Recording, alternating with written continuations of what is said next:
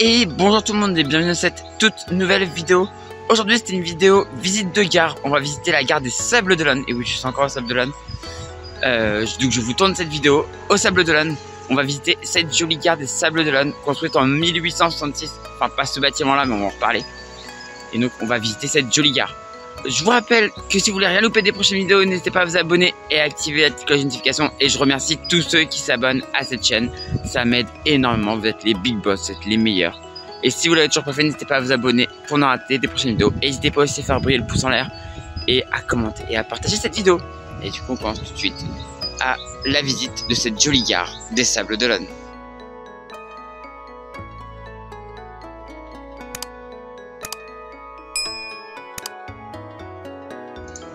Et donc là voilà cette jolie gare des Sables d'Olonne ouverte en 1866 qui est sur la ligne en fait des Sables d'Olonne à Tours en passant par Chinon. Une ligne qui est encore exploitée en partie aujourd'hui et une partie qui n'est plus exploitée. Mais c'est pas une histoire de rail, donc du coup je peux vous raconter toute l'histoire de la ligne. Mais sachez qu'entre Chinon et une usine pas très loin, la ligne n'est plus exploitée. Et sinon tout le reste est encore exploité, soit pour seulement pour du trafic fret ou pour du trafic voyageurs. Donc cette gare en fait à l'origine c'était une gare en bois, mais à la faillite de la première entreprise qui l'a créée, donc la compagnie de chemin de fer de Vendée, elle a été reconstruite puisqu'en fait la gare en bois tombait en ruine. Et donc, du coup elle a été reconstruite et c'est le bâtiment actuel que vous voyez ici. Et donc le bâtiment qu'on a actuellement, lui il date de 1883, il a été fini en 1883. Et il y a eu quelques modernisations, mais sinon il n'a pas vraiment changé. Très joli bâtiment, j'aime bien ce genre de petits bâtiments en bout de ligne vu que c'est une gare terminus. Je rappelle, sur la ligne qui relie Tours au Sables d'Olonne.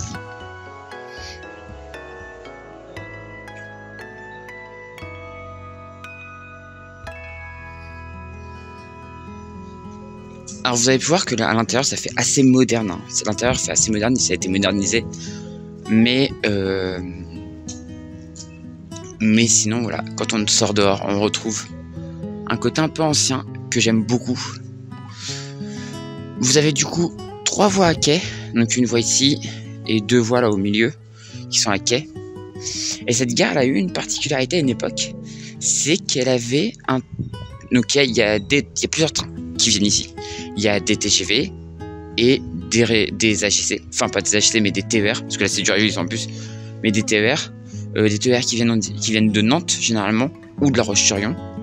Et sinon vous avez des TGV qui viennent de Paris-Montparnasse. Et la particularité c'est jusqu'à une certaine époque, normalement jusqu'à 2008, date de l'électrification de la ligne, vous aviez des TGV, certains appelaient ça les TGV diesel. Alors c'était exagéré parce que le TGV n'avait pas une motorisation diesel, mais en gros vous aviez un TGV qui venait tracté depuis La Roche-sur-Yon jusqu'ici, tracté par une CC 72000. Donc vous savez les grosses locomotives vraiment énormes, ultra polluantes.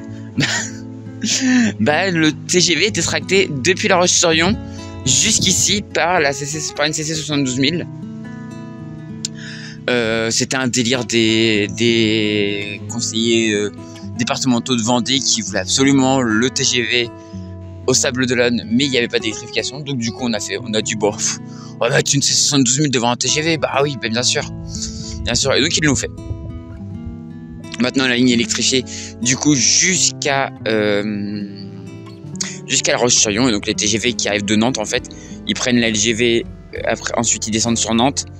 Et ensuite ils viennent ici et donc du coup ils peuvent faire tout en électrique. Et même les AGC du coup roulent en électrique. Pas les AGC mais les Régiolis. J'aime tellement pas ces trains que je préfère que ce soit de l'AGC. Mais même les Régiolis du coup roulent entièrement en électrique jusqu'à Nantes. Donc comme je disais du coup vous avez 3 voies à quai. Et vous avez 1, 2, 3 voies qui devaient être... Anciennement, il y avait peut-être 2 voies encore à quai là-bas. Ou alors c'est des voies fret.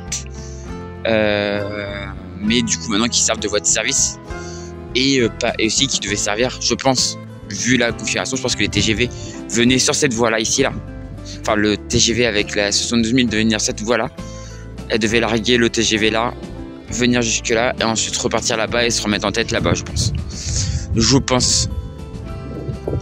En tout cas, c'est une très jolie gare. Donc, parce que ces deux voies-là, en fait, il n'y a pas de passage pour retourner de l'autre côté.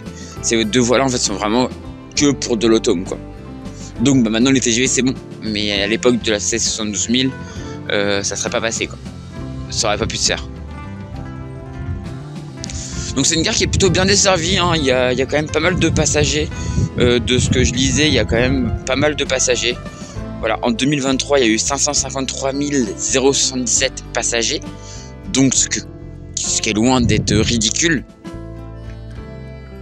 Ce nombre peut monter, hein. Là je pense qu'en 2024 il y a dû y avoir plus grâce au Vendée Globe, 2025 aussi d'ailleurs du coup.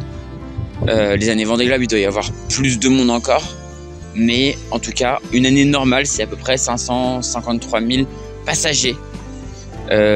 Donc c'est vraiment loin d'être ridicule, quoi.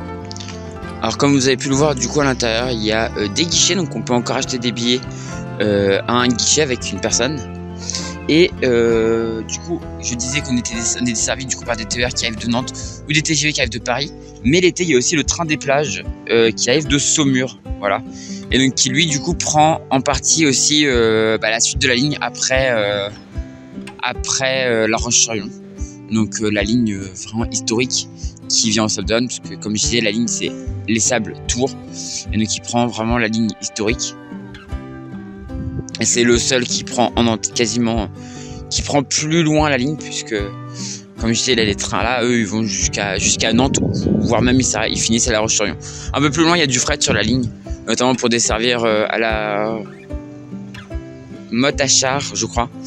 Il y a la desserte de l'usine PRB par des trains anciens fret SNCF. À une époque, c'était Eurocargo Rail.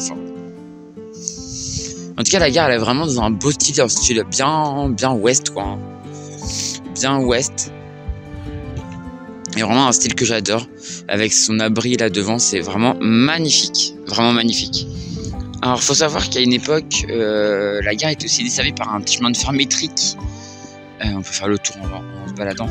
La gare était desservie par un chemin de fer métrique qui montait vers Saint-Gilles-Croix-de-Vie, de ce que j'ai pu comprendre. Donc ça montait vers Saint-Gilles-Croix-de-Vie. Et vous aviez aussi du coup le tramway des Sables d'Olonne, parce qu'à l'époque, comme beaucoup de villes, les Sables d'Olonne avaient un tramway. Et donc, du coup, ils desservaient la gare, comme dans beaucoup de villes à l'époque. Voilà, on voit la place de la gare qui est bien aménagée, c'est très joli. Très très joli. Donc le métrique qui reliait Talmont au Champ-Saint-Père et de la Barre des Monts par Croix-de-Vie et Saint-Gilles-sur-Vie. Voilà. En gros, ça c'était la desserte qui passait par ici du coup, mais du chemin de fer métrique. Regardez, même l'abri devant la gare, il est magnifique. Même côté route, en fait, côté route, c'est très joli aussi, quoi. Bon, après, c'est sûr que c'est moins monumental que la première gare que je vous ai montrée, donc la gare de La Rochelle, qui elle est vraiment monumentale. Mais bon, là, on est sur une gare avec un peu moins d'importance. Comme je disais, il y avait un chemin de fer métrique, mais sinon, c'est pas une gare de bifurcation. Il n'y a pas plusieurs voies qui partent d'ici, il n'y en a qu'une. C'est pas une aussi grande gare avec autant d'importance que celle de La Rochelle, qui elle était une grande gare de passage. Là on est sur une gare terminus, même si c'était important, hein. À l'époque il y avait déjà des trains qui venaient de Paris, alors il fallait 9 heures quand même, hein, pour venir de Paris. Il fallait 9 heures pour venir de Paris jusqu'à Sable d'Olonne. Maintenant le temps de trajet est beaucoup plus court, mais à l'époque il fallait 9 heures. Voilà l'horloge c'est là aussi qui est très jolie, et maintenant c'est beaucoup plus court. Mais voilà, c'était quand même une gare qui avait un peu d'importance, mais moins que celle des Sables d'Olonne, moins que celle de La Rochelle. Alors du coup, je viens de checker un peu les temps là. Je vous disais qu'il fallait 9 heures au début pour faire Paris, les Sables d'Olonne en TGV, enfin en train classique à l'époque, 9 heures. Maintenant, il faut 3h27 en TGV pour venir depuis Paris. Donc c'est vraiment assez court, c'est vraiment cool. Et pour venir de Nantes, il vous faudra 1h25 avec quand même quelques arrêts. Vous devrez vous arrêter à Clisson, à Montaigu, à l'hébergement des Brousilles, à Bellivigny, à La Roche-sur-Yon, à la Motte-à-Char et à Olonne-sur-Mer avant d'arriver ici. Donc 1h25, en vrai ça va. 1h25 en vrai ça va. C'est ok. C'est ok, c'est ok. Et du coup, comme je disais, 3h27 en venant de Paris. Et si vous venez de Paris, du coup, voilà, on a l'horaire ici. Un focus, voilà. Vous vous arrêterez à Sablé-sur-Sarthe, Angers, Nantes, La Roche-sur-Yon et vous finirez au Sables d'Olonne. Donc du coup, en 3h27, c'est quand même plutôt sympathique. C'est quand même plutôt sympathique. J'ai vraiment l'impression que les TGV s'arrêtent sur le quai le plus proche de la gare. Et là, c'est plutôt des quais réservés au TER. Après, vraiment, le seul défaut, c'est que c'est de la voie unique de La Roche-sur-Yon à ici. Donc, du coup, il n'y a pas de voie de croisement. Donc, du coup, c'est un peu compliqué. Au niveau des trains, il n'y a pas une cadence infernale. Il n'y a pas une très grosse cadence. Donc, c'est un peu compliqué pour ça. Mais bon, faire avec. Et en vrai, c'est quand même, pour une voie unique, c'est quand même plutôt pas trop mal desservi. Et voilà, c'est la fin de cette vidéo du coup sur la gare des Sables d'Olonne qui est derrière moi. Si elle vous a plu, on n'hésite pas à faire briller le pouce en l'air, on n'hésite pas à commenter et à partager. Et je remercie encore tous ceux qui s'abonnent à cette chaîne, ça m'aide énormément et qui sont déjà abonnés. Vous êtes les big boss, c'est grâce à vous que la communauté grandit. Et c'est grâce à vous que je peux peut-être un jour atteindre les 1000 abonnés. Voilà. Et du coup, moi, je vous dis à la prochaine pour une prochaine vidéo sur cette chaîne ou sur une autre chaîne ou pour un live sur Twitch et YouTube. YouTube Toria la chaîne. Et du coup, ciao tout le monde. Ciao, ciao, ciao.